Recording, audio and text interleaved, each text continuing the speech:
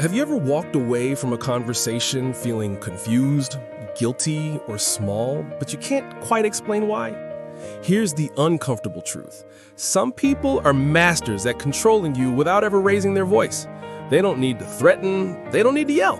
They simply reshape your reality. And the scariest part, you might be living with one right now. Today, we're pulling back the curtain on 5 covert manipulation techniques used by narcissists, the invisible strings they pull to keep you off balance, doubting yourself, and dance into their tune. But here's the thing. Once you see these patterns, you can't unsee them. And that's when you get your power back.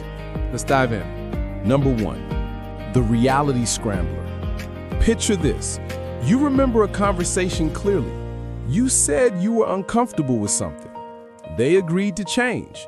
But now, weeks later, when you bring it up, they look at you like you've lost your mind. I never said that. You're imagining things. Are you feeling okay? This is gaslighting, the art of making you question your own memory, your own perception, your own sanity. Here's how it works. By consistently denying your reality, they train you to doubt yourself. And once you start doubting yourself, you stop trusting your instincts. You become easier to control. It's like someone slowly turning down the lights in the room while insisting it's getting brighter.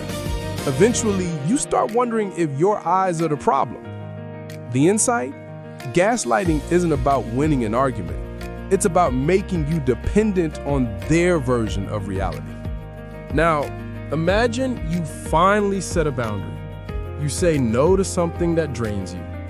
And suddenly, you're the villain. After everything I've done for you, I can't believe you're being so selfish. This is guilt manipulation. And narcissists wield it like a surgeon's scalpel. They keep a mental ledger of every favor, every sacrifice, every kind gesture, and they cash it in the moment you try to prioritize yourself. Here's the psychology. Guilt is a powerful emotion. It makes us want to restore balance, to make things right. But in their hands, guilt becomes a leash. You spend your life trying to pay off a debt that keeps growing no matter what you do. Think of it like this. You're running on a treadmill, convinced that if you just run a little faster, a little longer, you'll finally reach the finish line. But the finish line doesn't exist. It never did. What they want isn't fairness, it's control. Number 3, the hot and cold one. One day, they're warm, affectionate, everything you've been hoping for. You feel seen, you feel valued. The next day, cold shoulder, silence, indifference. You're left spinning, desperately trying to figure out what you did wrong. This is intermittent reinforcement. The same principle that makes slot machines addictive. When someone gives you inconsistent attention and affection, your brain goes into overdrive. You become hypervigilant, constantly scanning for clues. You work harder, hoping to earn back that warmth. But here's what's really happening. They're training you. They're teaching you that love is something you have to chase, something unpredictable, something you can never quite hold on to. It's exhausting. And that's the point. Because exhausted people don't leave. They just try harder. Number 4, the victim costume. Here's a strange pattern you might notice. Somehow, no matter what they do, they're always the victim. They lash out at you, it's because you stressed them out. They break a promise, it's because life has been so hard on them. They hurt you? Well, they're hurting too. Don't you care? This is playing the victim, a deflection tactic that turns every confrontation into a rescue mission. The moment you try to address their behavior, they flip the script. Suddenly, you're comforting them. You're apologizing to them. The original issue, forgotten. It's like trying to put out a fire only to realize they've handed you gasoline instead of water. The insight here is subtle, but crucial. Perpetual victims never have to take responsibility.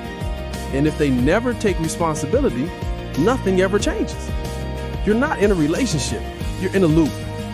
Number 5, the isolation web. This one creeps up slowly. At first, it's subtle suggestions. Your friends don't really get you like I do. Your family is toxic. They don't have your best interests at heart. Over time, the circle gets smaller. You stop seeing friends as often. You avoid family gatherings. Maybe you even make excuses for them. And one day, you look around and realize they're the only person left. This is isolation, and it's one of the most dangerous techniques in the narcissist playbook. Because when you're isolated, you have no outside perspective. No one to say, hey, this isn't normal. No one to remind you of who you were before. You become an island, and islands are easy to control. Think of your relationships like roots of a tree. The deeper and wider they spread, the stronger you stand. But cut those roots, and even the gentle wind can topple you. They know this. That's why they cut. So here's the truth. Manipulation thrives in the dark. It works because it's invisible, because you don't have the language for what's happening to you. But now, you have the map. You can see the patterns. You can name the tactics. And that changes everything. This isn't about demonizing anyone or becoming paranoid. It's about reclaiming your reality. It's about trusting yourself again, your memory, your feelings, your instincts. You are not crazy. You are not too sensitive. You're not imagining things. You're waking up. And that's the first step toward freedom. If this resonated with you, here's what I want you to do today. Write down one moment recently where you felt confused or guilty after an interaction. Just one. Look at it with fresh eyes. Ask yourself, does this fit any of these patterns? You don't have to act on it yet. Just see it clearly. And if you want more insights like this, real talk about relationships, psychology, and reclaiming your power, hit that subscribe button.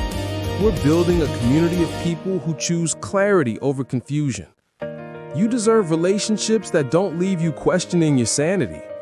Let's keep walking toward them together.